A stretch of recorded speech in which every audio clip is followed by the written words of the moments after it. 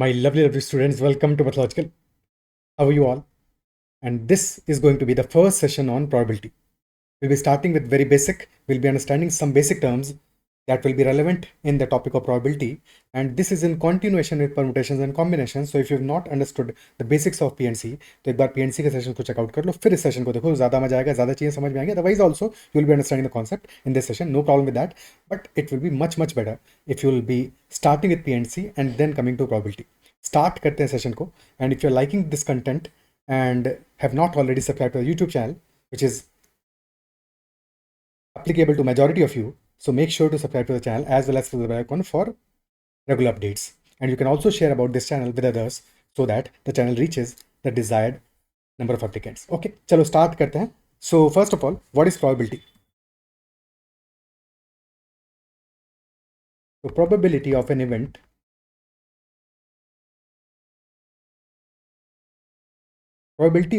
is chance of occurrence of that event. Chance of occurrence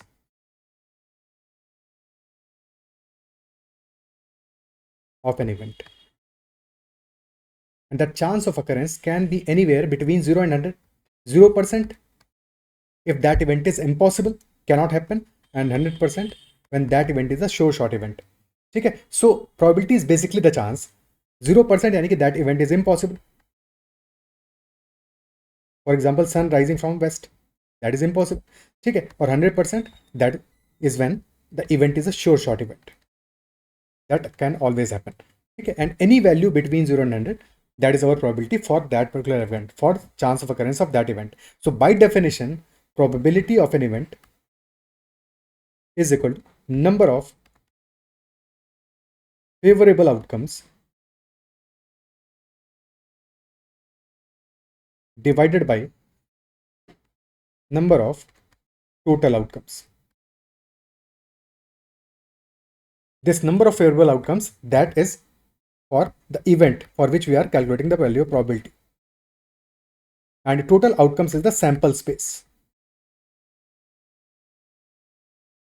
which is all the possible outcomes of that particular experiment for which the event is a particular story. Okay, so by definition, probability of an event is equal to number of favorable outcomes, so that is represented by NE divided by NS, that is number of elements in sample space, which is number of total outcomes.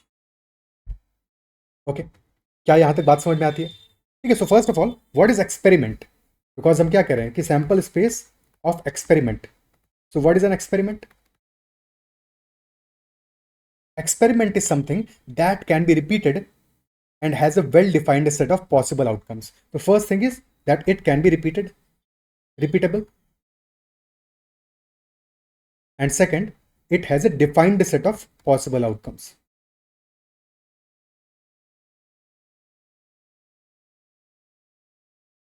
For example, कि हमने coin को toss कराया. So if you are tossing a coin, so दो possibilities हैं. Either head will be as the outcome or tail will be the outcome. Isn't it so? So एक defined set of possible outcomes है, either head or tail. या फिर हमने एक dice को throw किया, so 1 आ सकता है, 2 आ सकता है, 3, 4, 5, 6 possible outcomes are there. Isn't it so? अब कुछ केसेस ऐसे होंगे जहां पे एक डिफाइंड आउटकम होगा, एक डेफिनेट आउटकम होगा जो हर बार आएगा. For example like a chemical reaction. तो किसी केमिकल रिएक्शन में तुमने दो चीज़ों को मिक्स किया, so there is a definite result, और हमेशा वही आएगा. जैसे कि तुमने let us say you brew tea leaves in water.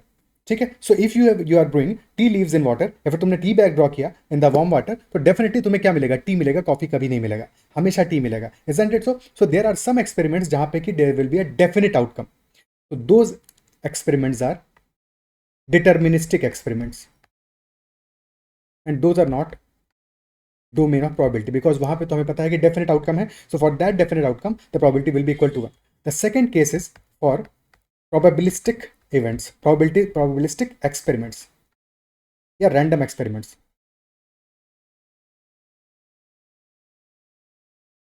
In these probabilistic or random experiments, यहाँ पे तो हमें पता है कि can produce one of the possible outcomes. भाई आउटकम्स तो डिफाइंड होंगे, टोटल पॉसिबल आउटकम्स तो डिफाइंड होंगे, बट उनमें से कोई एक आउटकम हमारा आएगा. इन दैट केस कोई एक आउटकम आएगा. Is that clear? ठीक है, for example if we are tossing a coin, either head will be the outcome or tail will be the outcome. If we are throwing a dice, so in that case either the outcome will be 1 or 2 or 3 or 4 or 5 or maybe 6. So these 6 outcomes are possible. ठीक है, अब बात करते हैं कि late us से हम कहें कि सैंपल स्पेस क्या है और हमारा इवेंट क्या है. सैंपल स्पेस एंड इवेंट या फेवरेबल आउटकम. तो sample space is basically all the possible outcomes, sum total of all the possible outcomes of an experiment. So set of all possible outcomes, that is our sample space. And then event is a subset of sample space, a subset of that sample space. Again example लेते हैं, dice throw करने का और coin toss करने का. So if you are tossing a coin, तो our sample space in that case is including two cases. First is head as the outcome, second is tail as the outcome.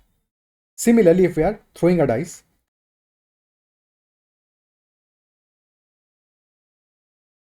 then our sample space, let us say S1 represent करते हैं sample space of coin toss, and S2 our sample space is either 1 or 2 or 3 or 4 or 5 or 6. Any of these is possible. ये तो sample space हो गया. अब event can be, let us say even is event when head is the outcome.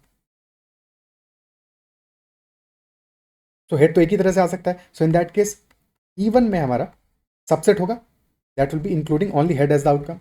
और E2 is that event when the result is a prime number as the outcome. So in that case E2 में क्या क्या values आएंगी?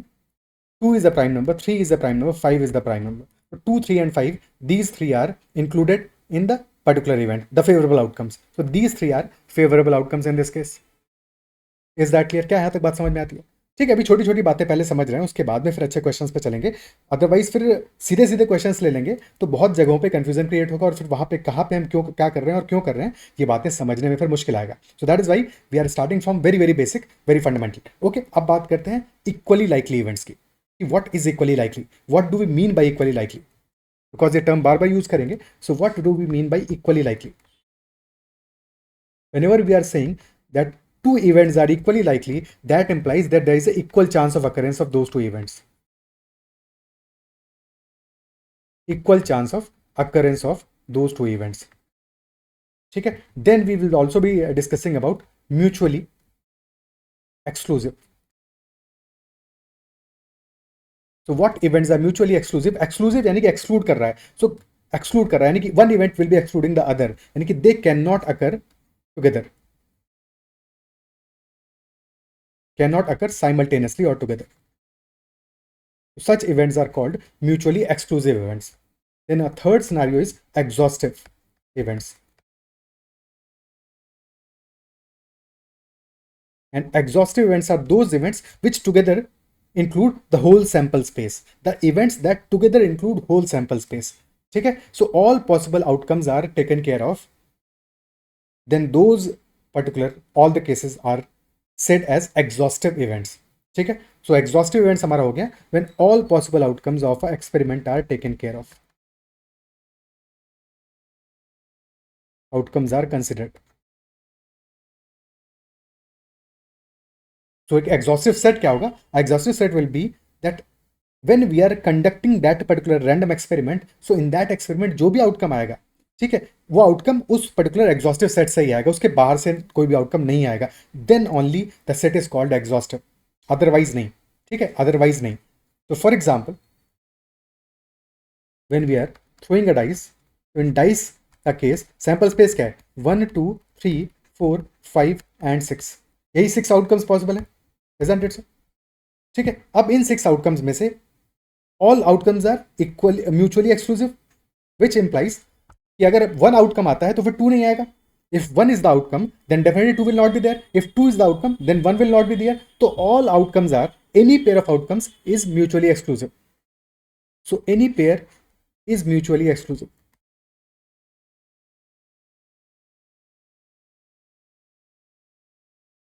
एक outcome होगा तो दूसरा definitely नहीं होगा. And all together are exhaustive.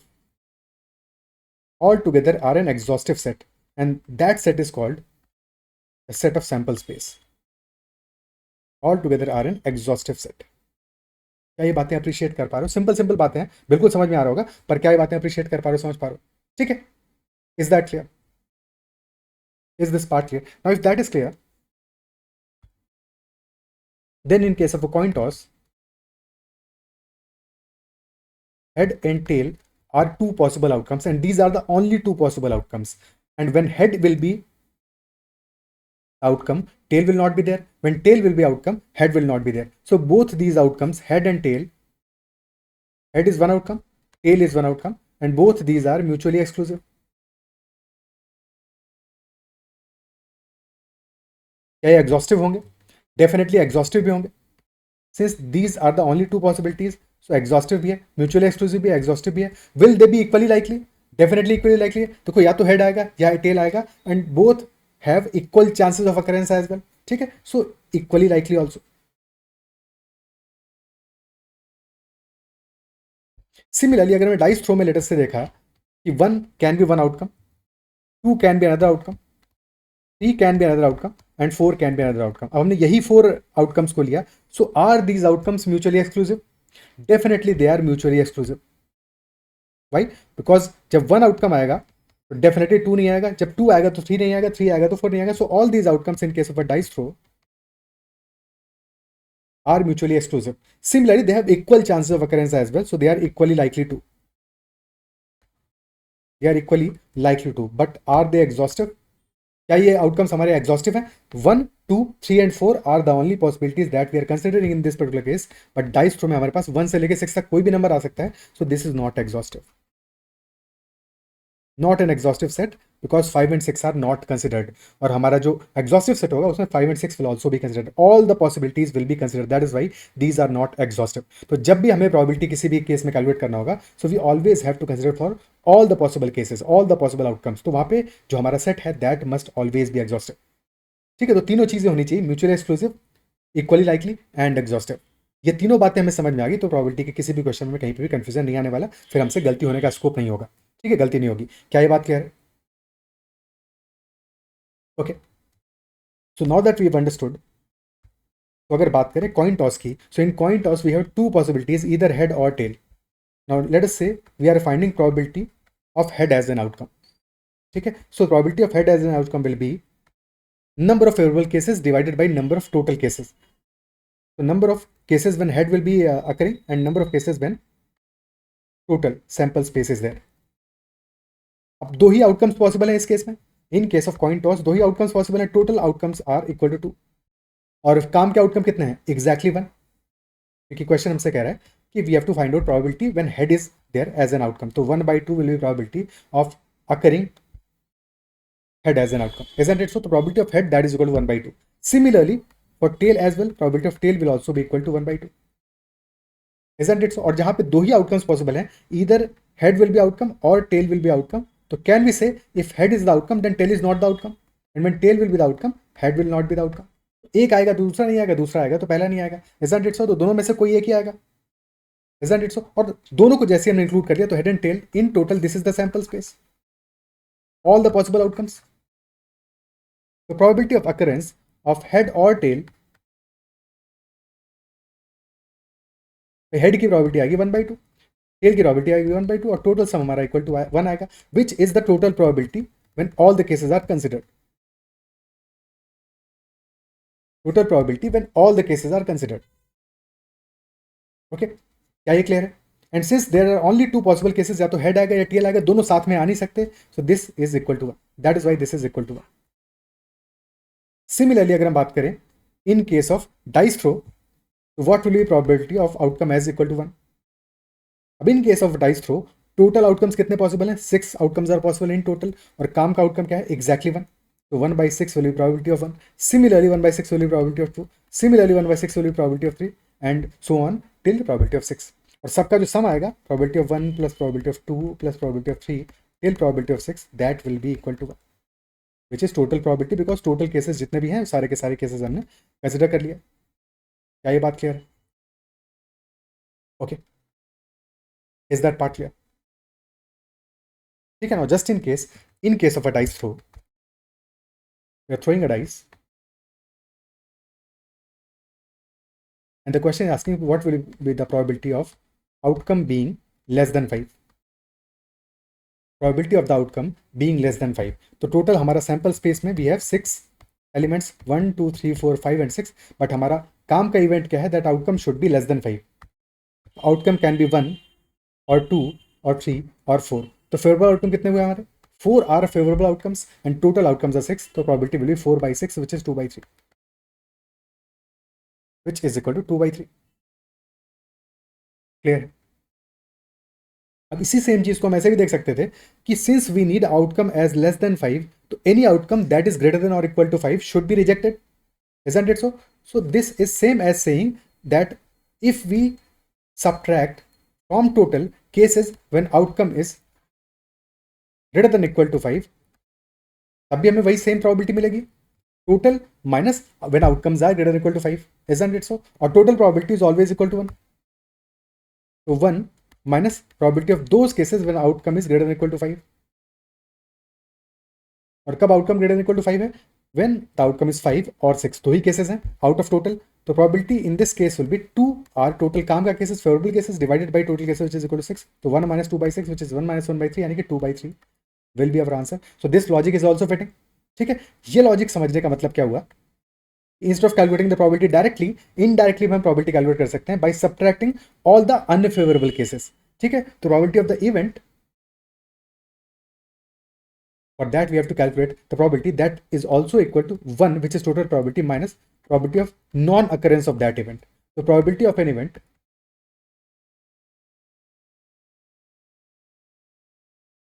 is always equal to total probability, which is equal to 1 minus probability of non-occurrence of the event. Probability of non-occurrence of the event, क्योंकि event या तो हमारा अकर करेगा या फिर नहीं अकर करेगा, दो में से कोई एक ही केस होगा, and both cases are mutually exhaustive, या तो इवेंट होगा या नहीं होगा. So probability of event occurrence plus probability of non occurrence of the event, that is always equal to 1, because this is complete exhaustive set. या तो event होगा या नहीं होगा, both probabilities are always equal to 1.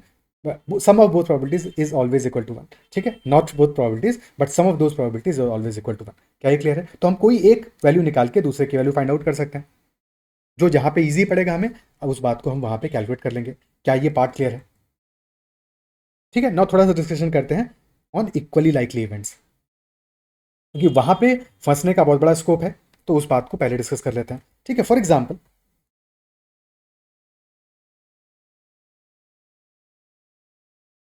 एक candidate went for a job interview. ठीक है, एक candidate went for a job interview. अब जॉब इंटरव्यू में पॉसिबल आउटकम्स क्या होंगे?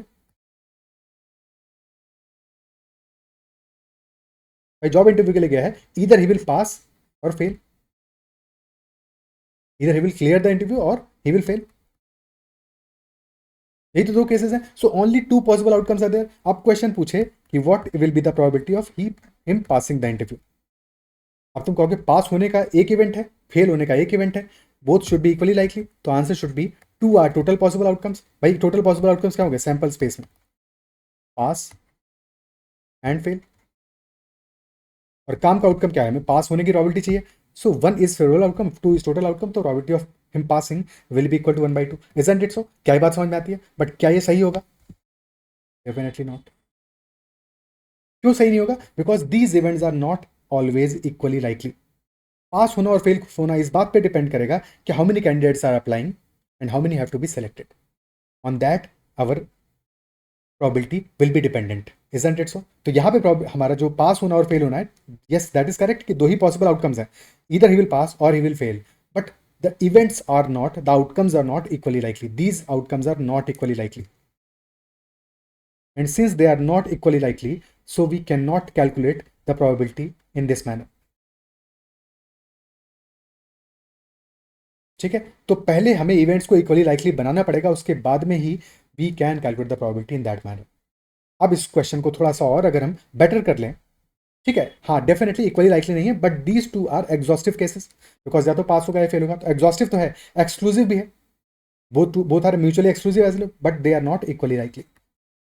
ठीक है, they are exhaustive, possibilities are exhaustive and mutually exclusive as well, but these are not equally likely and hence we cannot calculate the probability in this manner.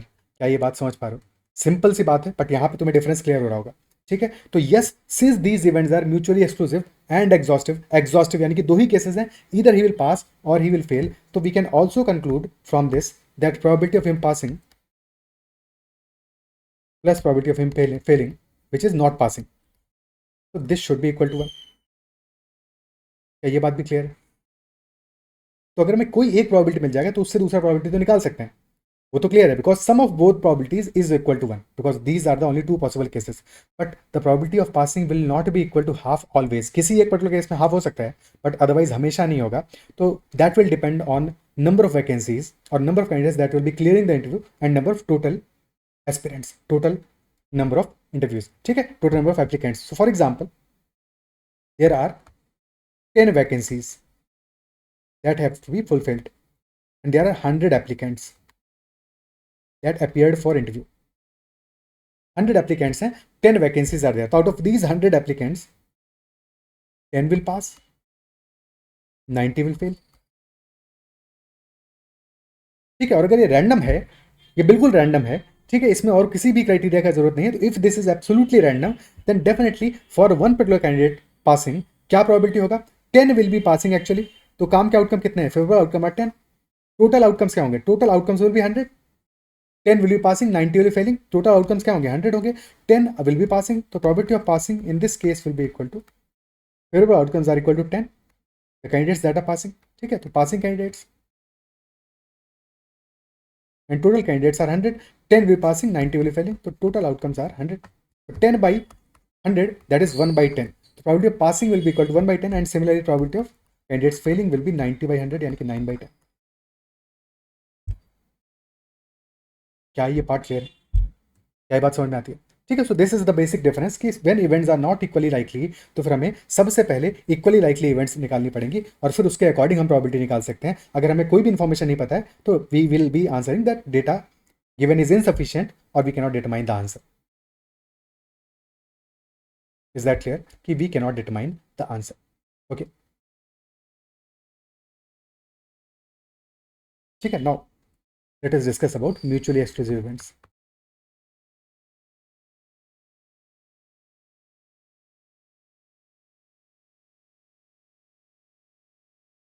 As we discussed, for example, if we are tossing a coin, in case of coin toss, the sample space is either head will be the outcome or tail will be the outcome. And both events, head and tail, these are mutually exclusive. If head is the outcome, then tail will not be the outcome. Isn't it so? Okay. So, if the question is asking what is the probability of head as well as tail occurring simultaneously, तो answer क्या होगा? They cannot occur simultaneously. So, this probability will always be equal to 0. This probability will always be equal to 0. Isn't it so?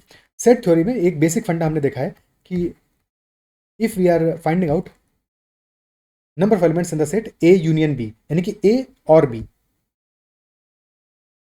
A union B implies A और B, either A और B और both. ठीक है, इसमें A भी हो सकता है अकेला, B भी हो सकता है अकेला और both कहना कर. So either A और B और both. ठीक है, this implies either A और B और both, which is known as A or B. So number of elements in A union B is equal to number of elements in A plus number of elements in B minus number of elements in A intersection B. ठीक है, अगर हम Venn diagram draw करें, if these are the set of elements in A and these are the set of elements in B, तो जब हमने A और B दोनों के नंबर ऑफ एलिमेंट्स को इंक्लूड कर लिया तो these elements which are in A as well as in B, so those are double counted, और क्योंकि उनका डबल काउंटिंग हो गया है so that is why we subtract them once. These are number of elements in A intersection B, which are in A as well as B. So A and B both, they are double counted. That is why they are subtracted once. Okay, so number of elements in A union B, that is equal to number of elements in A plus number of elements in B minus number of elements in A intersection B. Okay.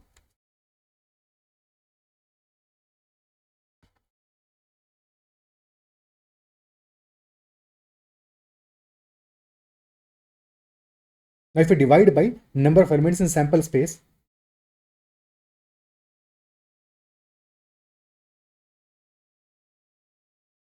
So this becomes probability of A union B, which is equal to probability of A plus probability of B minus probability of A intersection B. So this is our formula for probability of A union B. But if A and B are mutually exclusive events, mutually exclusive, that means they cannot occur together, they cannot occur simultaneously. In that case, we know that probability of A intersection B, which is A and B occurring together, this is equal to 0. ये तो 0 होगा, और अगर ये 0 हो गया हमारा, तो ये फॉर्मूला क्या बन जाएगा हमारा? In those cases when A and B are mutually exclusive, then probability of A intersection B is 0. तो 0 का सब्ट्रैक्ट करो, ना सब्ट्रैक्ट करो, क्या फर्क पड़ता है? तो probability of A union B in such cases, this is equal to probability of A plus probability of B. Very important result. But this only applies when A and B are mutually exclusive, otherwise not. Otherwise जो general formula है उसको apply करेंगे. Clear? ठीक है.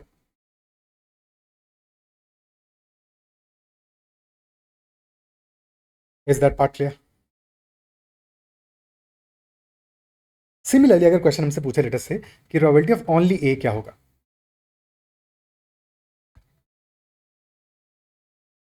Probability of only A if A and B are two events, ठीक है, जिनकी कि हम बात कर रहे हैं. एक वेन डायग्राम पहले बना लेते हैं.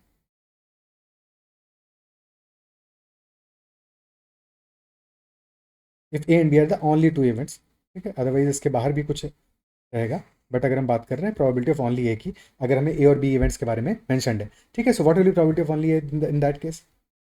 देखो, these are the elements which are in A, let us say this is the A set, this is the B set. So these are the elements which are in A as well as B, A and B both. Isn't it so? So these are elements, number of elements in A intersection B. And our concern is only A. Probability of only A will be for these elements, the elements which are only in set A. So this will be for, अब ये हमारे किससे कैसे निकलेंगे? ये देखो, this set is number of elements in only A, which will be equal to number of elements in A, total elements minus number of elements in A intersection B. तो similarly probability में होगा divide by number of elements in sample space, पूरे पे divide कर दो, probability of only A will be equal to probability of A minus probability of A intersection B. क्या ये clear है? ठीक है.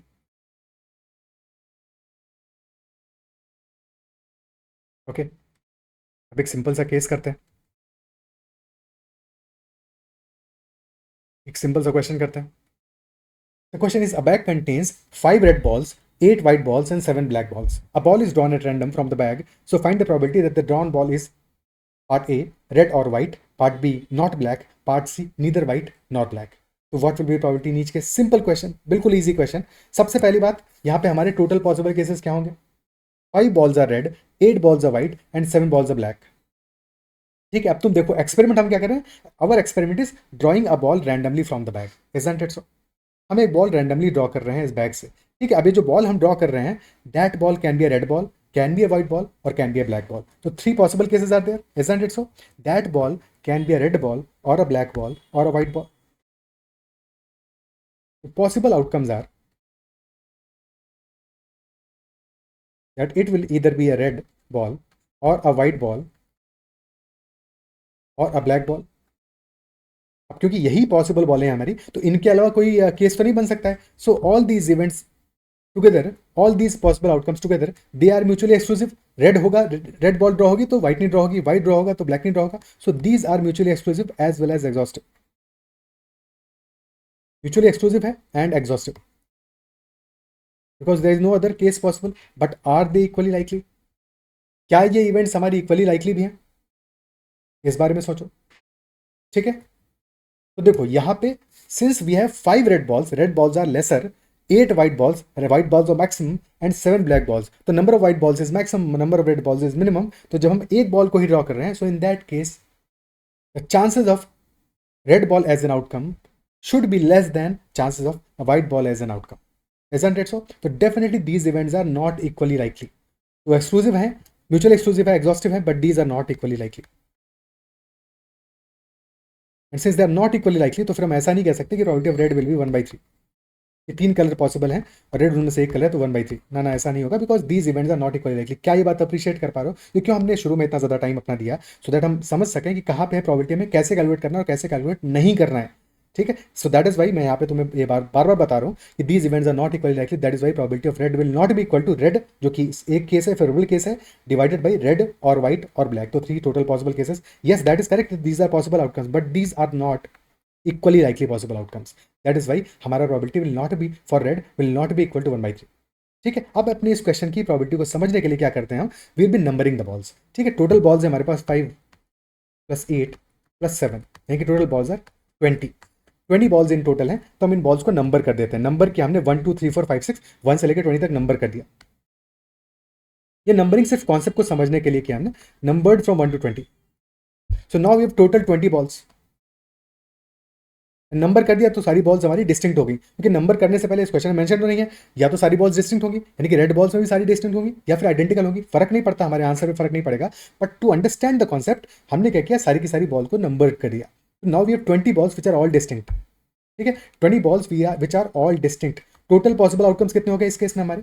20 पॉसिबल आउटकम्स हैं। या तो नंबर 1 वाला बॉल निकलेगा, या नंबर 2 वाला बॉल निकलेगा, या नंबर 3 वाला, या नंबर 4 वाला, नंबर 5 वाला, टिल नंबर 20। तो वी हैव 20 पॉसिबल आउटकम्स। अब पहला क्वेश्चन हमें कह रहा है वी नीड रेड बॉल और व्हाइट बॉल, या तो रेड बॉल लिख ले या व्हाइट बॉल लिख ले। तो 5 आर रेड बॉल्स, तो फेवरेबल आउटकम्स क्या होंगे? 5 रेड एंड 8 व्हाइट। तो any of these is our favourable outcome in this case.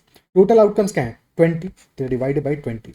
For part A answer will be, favorable outcomes are 5 + 8, which is 13, divided by 20. So our probability for part A will be 13/20. क्या ये part clear है? ठीक है, is that part clear? हाँ, इस बात को ऐसे भी सोच सकते थे हम कि रेड या फिर व्हाइट चाहिए, क्या चाहिए को क्या नहीं चाहिए से भी निकाल सकते हैं। सो रेड और white is the favourable outcome, so black is not favourable. We can also say that this probability will be equal to 1 minus probability of black ball as an outcome. तो 1 minus black balls कितनी है? 7, तो 7 divide by 20, तो 1 minus 7/20 will also be giving us the answer, that is 13/20। ठीक है, इस question में तो हम स्ट्रेट अवे सीधा सीधा ही आंसर निकालेंगे, बट इन सम केसेस हमारे पास उल्टे रास्ते से, इनडायरेक्ट रास्ते से जाना is much more easy. That is why इस बात को भी स्टार्ट से ही समझ रहे हैं कि रेड और व्हाइट का प्रॉबिलिटी विल, रेड और व्हाइट यानी कि 13 बॉल्स का probability is as good as subtracting the probability for the remaining 7 balls. Isn't it so? क्या ये क्लियर है? अब बात करते हैं पार्ट बी की। पार्ट बी यानी कि नॉट ब्लैक। अब अगर ब्लैक नहीं चाहिए तो पार्ट ए और बी तो इक्वल होगा। नॉट ब्लैक यानी कि रेड और व्हाइट, तो probability of part A is equal to probability of part B, यानी कि नॉट ब्लैक का प्रोबेबिलिटी भी होगा हमारा 13/20 ओनली।